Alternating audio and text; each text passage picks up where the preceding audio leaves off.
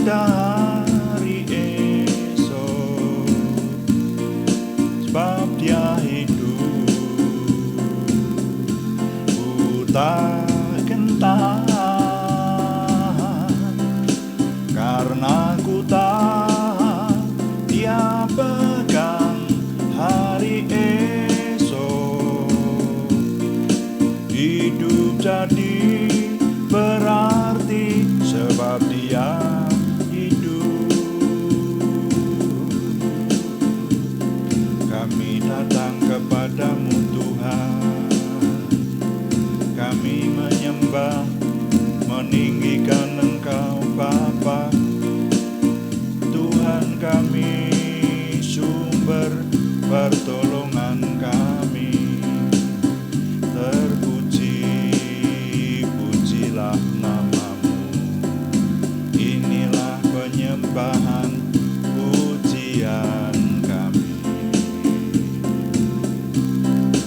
Anak Allah, Yesus namanya, menyembuhkan, menyucikan, bahkan mati, tebus dosaku. Kubur kosong membuktikan Dia hidup, sebab Dia hidup. Ada hari esok, sebab Dia hidup. Ku takkan tahan, karena ku tahu Dia pegang hari esok. Hidup jadi berarti sebab Dia hidup.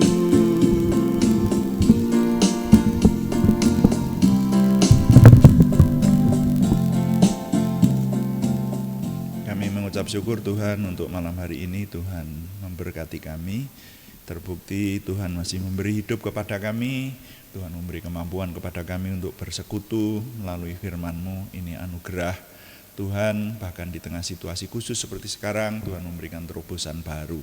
Sehingga dengan mekanisme online ini, kami disatukan, kami yang ada di tempat berbeda, tetap dapat merasakan kehadiran Tuhan yang menolong di tengah kami.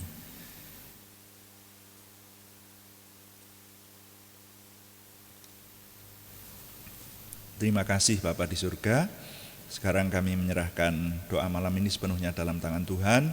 Tuhan yang memberikan kesehatan, kekuatan, kelancaran, sukacita, damai sejahtera Tuhan, berkat limpah rahmat, sehingga kami dapat merenungkan firman Tuhan, mengambil intisari, kunci-kunci dari firman Tuhan, dari kunci rohani Tuhan, dan kami boleh melayani Tuhan dalam doa. Terima kasih Tuhan, dalam nama Tuhan Yesus Kristus kami berdoa, haleluya, amin. Selamat malam kepada Bapak Ibu Saudara yang sudah ada bersama dengan kami, dan kita bersekutu dalam doa malam hari ini. Nah, saudara sekalian, kita akan melanjutkan, masih ada beberapa bagian lagi ya dalam judul yang sama. Kita meneliti kitab Amsal dan sekarang sampai di pasal 14 ayat yang ke-12 ya. Amsal pasal 14 ayat 12, firman Tuhan berkata, ada jalan yang disangka orang lurus tapi ujungnya menuju maut. Nah, merenungkan bagian dari firman Tuhan ini, kita ada di dalam judul pergumulan mencari kebenaran. Firman ini mengingatkan kita supaya kita benar-benar berada di jalan yang lurus. Nah, di dunia itu ada banyak tawaran mengenai jalan untuk sampai kepada yang Maha Kuasa, sampai kepada konsep tentang Tuhan yang benar, sampai kepada jalan keselamatan. Itu ada banyak tawaran. Nah, tugas kita adalah mencermati dan mengkritisi semua jalan itu, semua yang ditawarkan oleh dunia itu, dan kita harus berada di satu jalan, yaitu jalan yang benar, jalan yang lurus untuk sampai kepada Tuhan yang Maha Kuasa. Nah, saudara, penelitian kita, sikap kritis kita itu sudah sampai kepada pribadi Yesus Kristus yang sudah kita renungkan beberapa bagian yang lalu.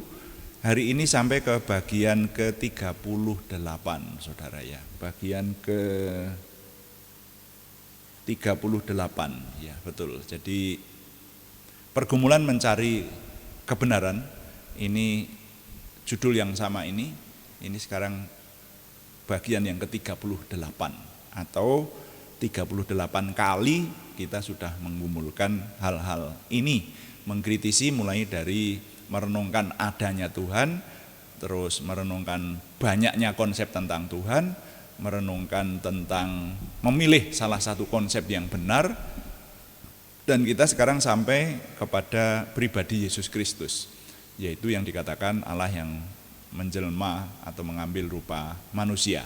Kita sudah mengkritisi bagaimana pribadi Yesus itu, apakah dia benar-benar Tuhan yang mengambil rupa manusia atau manusia yang dituhankan. Kan seperti itu ya, seperti yang harus kita pertimbangkan juga. Jadi kritikan-kritikan banyak orang itu harus kita pertimbangkan, benarkah seperti itu? Kalau tidak seperti itu ya kita harus menolaknya, tapi kalau memang seperti itu ya kita mencari Allah yang lain gitu. Nah, ternyata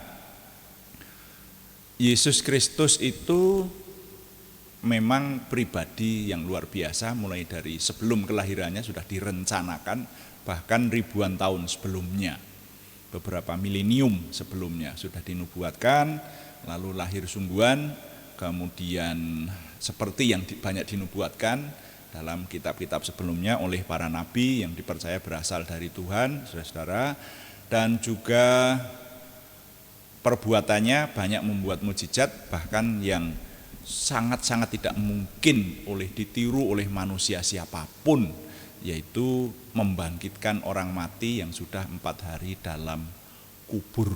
Itu menjadi tonggak bagi saya sendiri untuk merenungkan lebih dalam lagi tentang pribadi Yesus Kristus.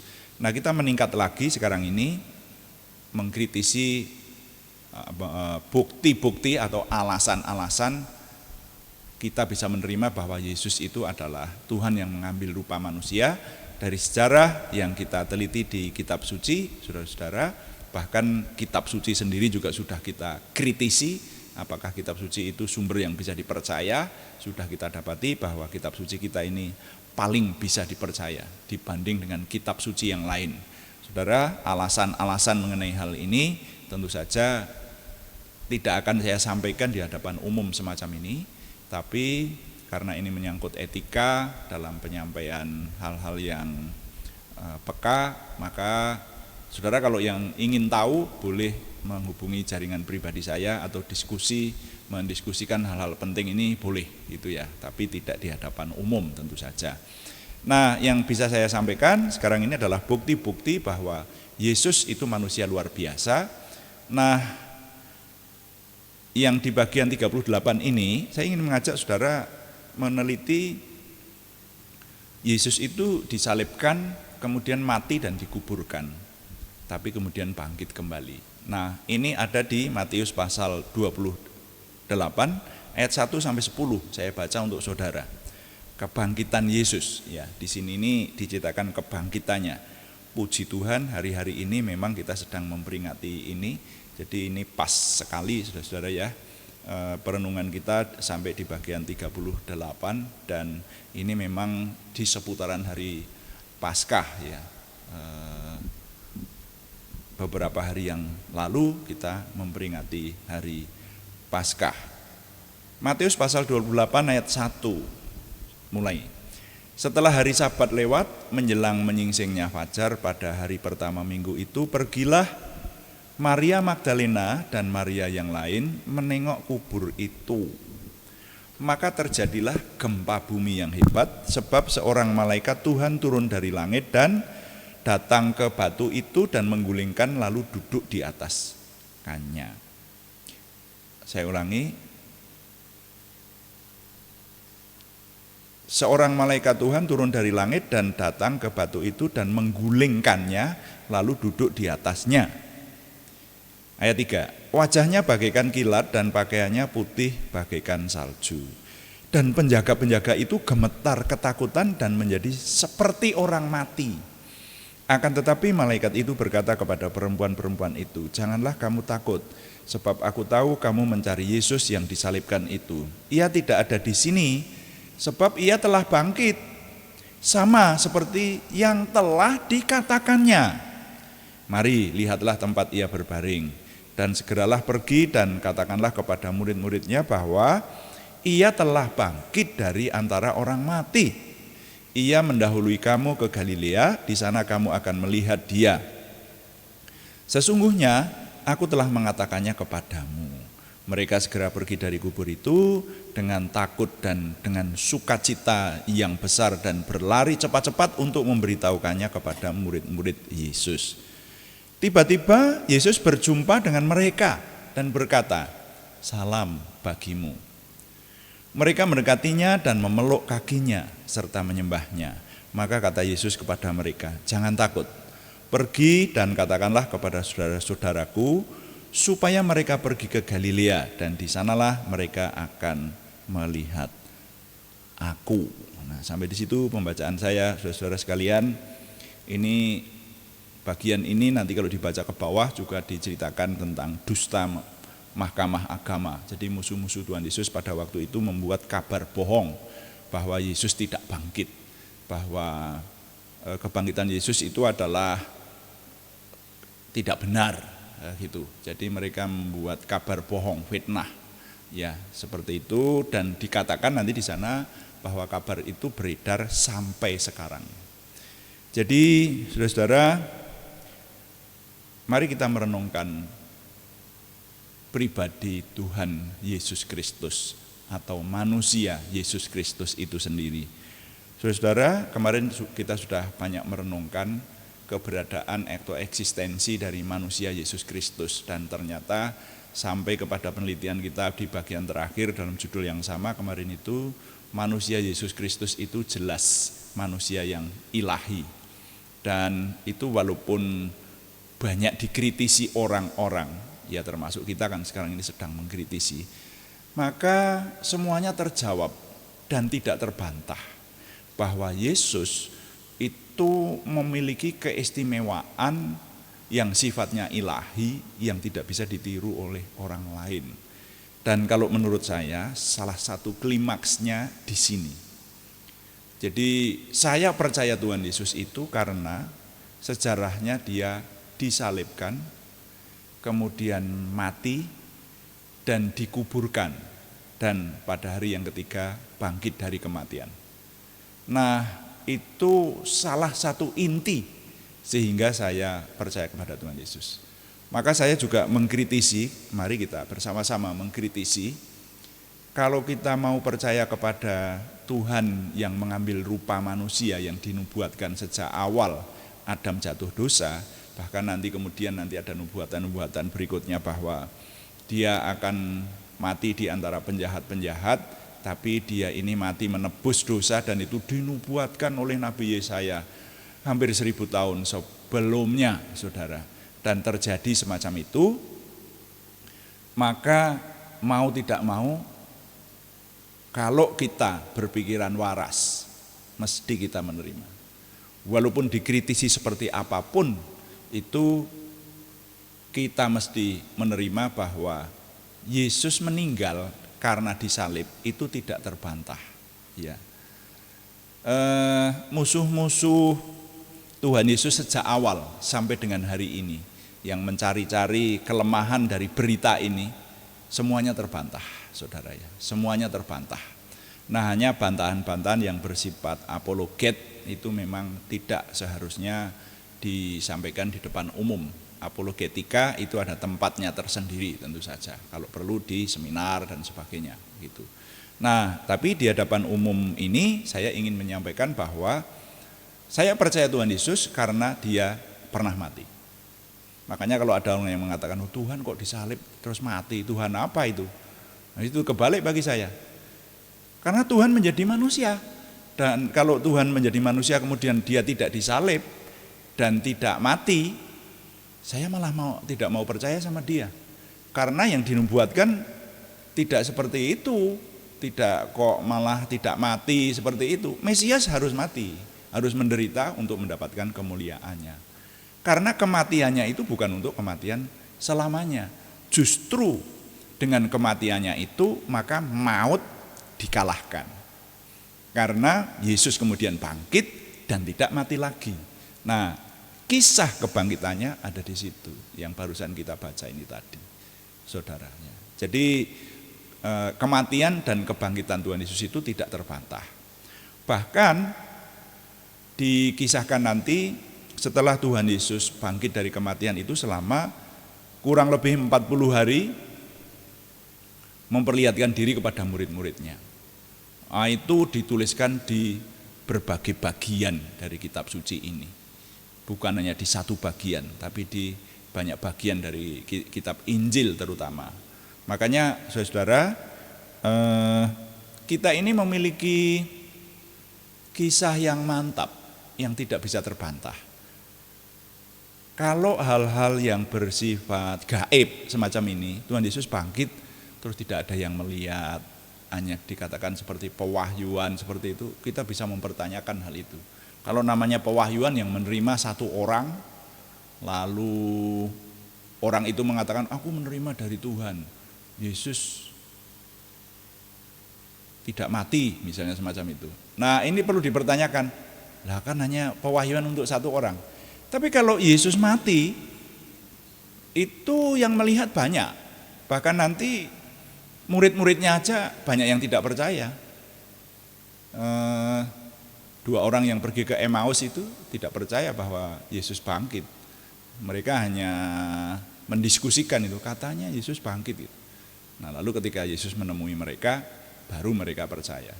Sama dengan Thomas, murid inti yang terdiri dari, yang termasuk 12 murid inti itu, Thomas, itu tidak percaya bahwa Yesus bangkit. Tapi setelah melihat maka percaya bahwa Yesus bangkit. Jadi kebangkitan Tuhan Yesus itu banyak kisah-kisah yang ditulis di sejarah suci ini. Jadi kalau mau tidak percaya ya bisa saja, silahkan aja, itu hak tiap orang. Tapi faktanya seperti itu, bahwa Yesus bangkit dari mati.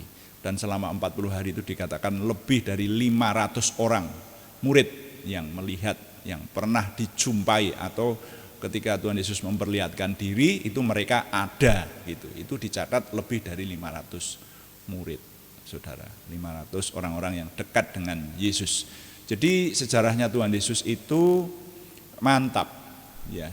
Kalau dicari-cari kelemahannya, menurut saya kelemahan-kelemahan yang dituduhkan itu mudah dijawab, ya, sangat mudah dijawab. Sekali lagi, ya saudara. Makanya saya berpesan, Bapak Ibu Saudara yang memiliki iman Kristiani sekarang ini, jangan mudah goyah. Kalau hanya dikatakan oleh orang, kamu nyembah Tuhan, Tuhan kok punya anak, seperti itu. Nah, kemarin sudah kita bahas toh, ya. Jadi jangan sampai lalu nanti merenung dalam, iya ya, saya menyembah Tuhan yang salah ya. Tuhan kok punya anak. Bentar dulu, ya.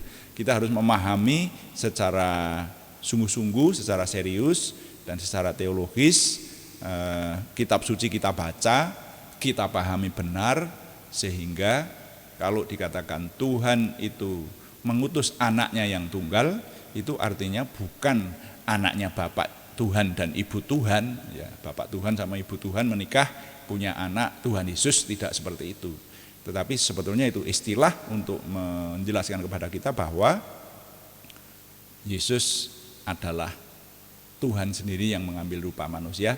Karena kemarin penegasan teologis, Yesus sudah jelas berkata, kalau kamu melihat aku, kamu sudah melihat Bapa, ya. Kemarin sore ya sudah kita teliti dengan seksama. Nah itu. Nah sekarang ini, kalau menurut saya katakan yaitu ini klimaksnya. Saya mau percaya bahwa Yesus itu Allah yang mengambil rupa manusia, atau Tuhan Elohim yang mengambil rupa manusia. karena dia mati dan bangkit kembali. Dan kebangkitannya dikisahkan dengan jelas di sini. Ini saudara, kalau Tuhan Yesus tidak mengalahkan maut, saya tidak mau percaya, saya tidak mau beriman Kristiani. Tapi iman Kristiani itu mantap, tidak terbantah, itu saudara ya. Nah jadi ini bukti satu lagi yang menurut saya namanya bukti sangat besar bahwa Yesus adalah Tuhan. Nah saudara, dan ini belum selesai. Masih ada bukti-bukti lagi, nanti sampai 2 kali lagi, nanti kita akan sampai pada sebuah kesimpulan. Jadi saudara, sekali lagi saya ingin menyampaikan kepada saudara bahwa Amsal pasal 14 ayat 12 itu memicu kita untuk mendalami iman Kristiani. Ini sampai, kalau nanti sampai 40 kali kita merenungkan, ini kalau di mata kuliah ini sudah lebih dari 2 SKS, saudara. Jadi mungkin kalau diberi nama mata kuliah kita yang sedang kita dalami ini, mata kuliah tentang Kristologi. Kristologi, dan kita benar-benar objektif melihat tidak hanya dari satu sisi, bahkan kita kritisi Tuhan Yesus, yang tuduhan-tuduhan yang dialamatkan kepada Tuhan Yesus yang sering kita dengar itu, kita kritisi sampai dengan hari ini. Dan ternyata terbukti bahwa Tuhan Yesus secara tegas dinyatakan oleh sejarah dan oleh firman Tuhan yang dapat dipercaya bahwa Yesus bangkit dari kematian. Karena itu saudara-saudara, kalau saudara ingin, sebetulnya kalau ingin menjelaskan soal Tuhan Yesus, itu silahkan saudara mengkoleksi satu judul doa malam ini. Ya, doa malam kita ini berarti yang ke-38 kali ya. Mulai dari bagian yang pertama, kalau saudara koleksi, ditunjukkan kepada anak cucu supaya mendengarkan dan mengikuti perenungan kita, pergumulan kita dalam mencari kebenaran, mencari Tuhan yang benar. Saudara sudah belajar soal Kristologi lebih dari 2 SKS mata kuliah, saudara ya. Ya, jadi satu lagi bukti yang luar biasa kita dapati sekarang, yaitu Yesus hidup. Karena itu mantap kalau semua keyakinan di dunia ini, semua tokohnya itu ada kuburannya. Paling tidak ada bekas peninggalan yang menunjukkan bahwa mereka adalah manusia biasa. Tapi kalau Tuhan Yesus tidak ada kuburannya, yang ada bekas kuburannya. Tetapi di situ Yesus sudah tidak terkubur lagi karena dia hidup, saudara. Kalau yang namanya hidup itu ya seperti ini, seperti saudara melihat saya ini coba saudara raba ini hidup ya, hidup ini seperti ini. Tuhan Yesus itu ya hidup, punya tubuh kemuliaan sekarang, seperti itu ya. Tuhan dipuji, amin. Mari kita melayani Tuhan dengan doa. Sekarang kita akan menaikkan doa syafaat dan juga mendoakan saudara-saudara yang nama-namanya dalam minggu ini masih dikirim kepada kita untuk didoakan. Jadi kita melayani Tuhan dengan doa, termasuk mendoakan orang-orang lain. Berdoa itu permintaan kepada Tuhan, tetapi juga melayani Tuhan. Karena zaman dulu yang bisa berdoa itu hanya imam. Tapi kalau sekarang kita diberi hak, diberi kesempatan, diberi kemampuan untuk mendoakan orang lain, ini hak istimewa kita untuk melayani Tuhan. Makanya saudara-saudara di situ, walaupun saudara berada di tempat berbeda, sekali lagi saya akan mengulang-ulang ini. Walaupun saudara di tempat berbeda, kalau menyatukan hati dengan kami untuk mendoakan ini semua dalam doa syafaat ini, kita semua namanya sudah melayani Tuhan. Dan yang melayani Tuhan itu yang diberkati. Anak Allah Yesus namanya, dan kita akan mempersembahkan doa kita kepada Tuhan. Haleluya.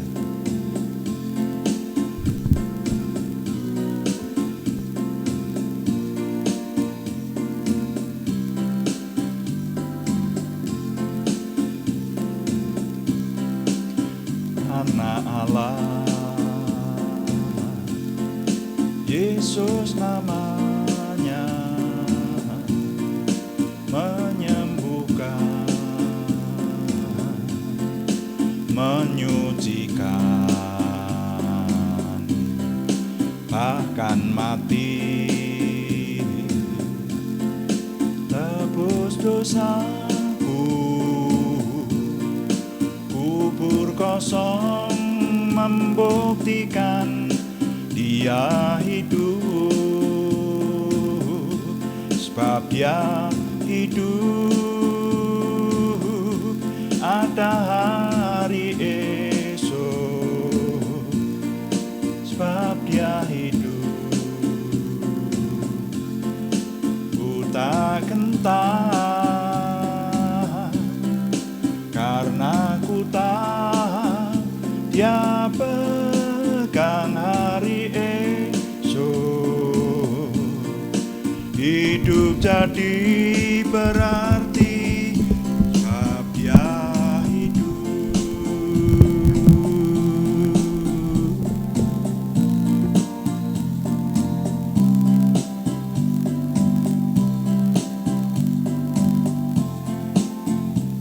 Bapak, kami mengucap syukur untuk semua anugerah Tuhan sehingga sore hari ini kami masih terus dapat melayani Tuhan dengan doa. Terima kasih untuk firman-Mu. Sekarang kami menyerahkan untuk Tuhan yang terus menolong kami, sehingga judul yang luar biasa, pergumulan yang luar biasa dalam kami mencari Tuhan yang benar, semakin Tuhan tunjukkan bahwa Tuhan Yesus Kristus adalah bukti Tuhan melawat kami umat-Mu. Dan secara suci tidak terbantah bahwa ada manusia namanya Yesus Kristus yang bukan berarti manusia yang dianggap sebagai Tuhan, tetapi memang sejak awal dinubuatkan, direncanakan, dan semuanya tertata rapi sampai kepada yang dilakukan oleh Tuhan Yesus dan sampai kepada karya besar penebusannya di atas kayu salib. Tuhan Yesus mati karena dibunuh oleh musuh-musuh Tuhan Yesus pada waktu itu, tetapi Tuhan Yesus bangkit dari kematian seperti yang berkali-kali dikatakan. Jadi semuanya ini memberikan kepada kami kemantapan bahwa kami sudah mendapatkan konsep yang benar. Dan selebihnya kami akan terus mengkritisi, mencari supaya kami memiliki iman yang mantap. Dan ketika kami memiliki iman yang mantap di dalam nama Tuhan Yesus Kristus sebagai Tuhan yang benar, satu-satunya yang maha kuasa yang menciptakan dunia ini, maka kami sekarang datang kepada Tuhan dalam doa, mohon Tuhan memberi kekuatan sehingga di tengah-tengah dunia yang bahkan banyak memusuhi iman yang benar ini, tapi berikan Tuhan kepada kami kekuatan sehingga semua yang sudah kami renungkan ini menjadi bekal yang kuat dalam kami menyembah Tuhan Yesus Kristus, menjadi bekal yang kuat dalam kami membimbing keluarga kami, anak cucu kami, orang-orang yang ada di sekeliling kami untuk bertemu dengan Tuhan yang benar di dalam nama Tuhan Yesus Kristus. Terima kasih Tuhan. Kami mohon sesuai dengan yang Tuhan Yesus ajarkan, Tuhan menjauhkan kami dari godaan cobaan sehingga iman kami terus setia sampai akhir, menyembah Tuhan, mengikut Tuhan, dan melihat kuasa Tuhan, bahkan bukan hanya besok, tapi juga hari-hari ini pertolongan Tuhan nyata atas kami. Terima kasih, kami mengucap syukur untuk nama Yesus yang luar biasa, yang sampai hari ini masih memiliki kekuatan, kuasa untuk menolong kami, bahkan juga Tuhan memberikan kepada kami untuk dapat digunakan, memuliakan nama Tuhan, melalui kuasa yang Tuhan alirkan bagi orang-orang lain yang butuh pertolongan dari Tuhan melalui kami. Karena itu kami sekarang menyerahkan doa syafaat kami, khususnya yang membutuhkan kesembuhan, kami mohon dan berseru dalam nama Tuhan Yesus Kristus, Yeshua HaMasyiah itu, kami mohon Tuhan memberikan kesempurnaan kesembuhan, juga kesempurnaan pertumbuhan jasmaniah maupun kejiwaan bagi nama-nama yang akan kami naikkan dalam doa ini. Kami menyerahkan saudara kami Aryati Wirawan, saudara kami Arni Setiawati, saudara kami Budi Suswanti, saudara kami Yohanes Sutarman, saudara kami Samuel, semuanya di Purwodadi. Juga saudara kami anak Alek Geovano Wibowo, saudara kami Supriyanto, semuanya di Salatiga. Saudara kami Siti Rondiah, saudara kami Cahyani Bagiowati, semuanya di Semarang. Saudara kami Kristiningsih Joko Widodo yang ada di Yogyakarta. Kami mohon Tuhan menampakkan kuasa-Mu sungguh-sungguh oleh kasih karunia-Mu saja Tuhan. Kami datang kepada Tuhan siang malam mendoakan, dan sesuai dengan firman-Mu, orang yang berdoa dengan tekun akan terus Tuhan berkati. Terima kasih. Kami juga berdoa untuk pergumulan yang lain selain kesembuhan, yaitu pergumulan dari saudara kami Sri Purwati di Penawangan, saudara kami Yohana Asri Sabtor ini di Kediri. Tuhan yang menolong, memberikan jalan keluar, terobosan baru, sehingga pertolongan Tuhan nyata atas kami semua. Terima kasih Bapa di surga, kami mengucap syukur untuk semua yang Tuhan anugerahkan. Kami mohon Tuhan yang menyempurnakan semua yang kami kerjakan ini, pelayanan kami dan tim, dan juga kami semua yang menyatukan hati melayani Tuhan, baik onsite maupun online, semuanya Tuhan sempurnakan ke arah Tuhan sendiri. Sehingga setiap hari kami makin bertambah-tambah memiliki percaya diri, memiliki antusiasme, optimisme, memiliki semangat dan bergairah menyambut masa depan kami untuk menang bersama dengan Tuhan. Terima kasih Bapa di surga. Kami mohon Tuhan yang menyempurnakan doa kami oleh pertolongan dan pimpinan Roh Kudus, karena semuanya kami persembahkan dengan mantap percaya dalam nama Tuhan Yesus Kristus Juru Selamat kami. Haleluya. Amin. Demikian doa malam hari ini, saudara-saudara sekalian. Terima kasih kepada semua yang mendukung. Saya mendapatkan informasi bahwa kadang-kadang ada kesulitan teknis yang saya sendiri tidak tahu ya. Seperti kemarin banyak teman-teman yang mempertanyakan apakah doa malam ada. Saya malah kaget, loh kok enggak ada, kenapa? Kok enggak bisa dicari, kenapa? Padahal tidak ada sesuatu yang berubah, saudara ya. Jadi itu mungkin masalah ada di YouTube atau di salurannya mungkin ya, kalau kami melakukan seperti biasa. Nah yang kali ini saya berharap dapat berjalan dengan baik, dengan lancar, dan tetap kami sampaikan kepada saudara bahwa pelayanan doa pagi dan doa malam ini dilakukan setiap hari, hari Senin sampai dengan hari Sabtu, saudara ya. Jadi ini usaha kami dan tim di sini untuk membantu kita semua supaya kita dapat memuliakan Tuhan, diberkati Tuhan melalui renungan dan doa yang kita lakukan bersama-sama.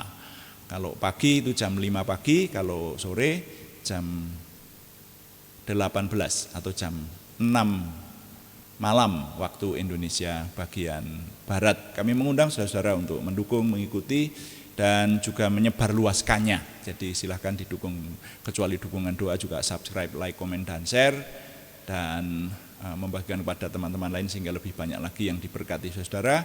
Kami sedang mempersiapkan ada kesaksian-kesaksian yang saya nilai luar biasa yang akan kita kirimkan nanti, kita dokumentasi dan dapat kita gunakan untuk meneguhkan iman kita dan juga kita bagikan kepada teman-teman lain.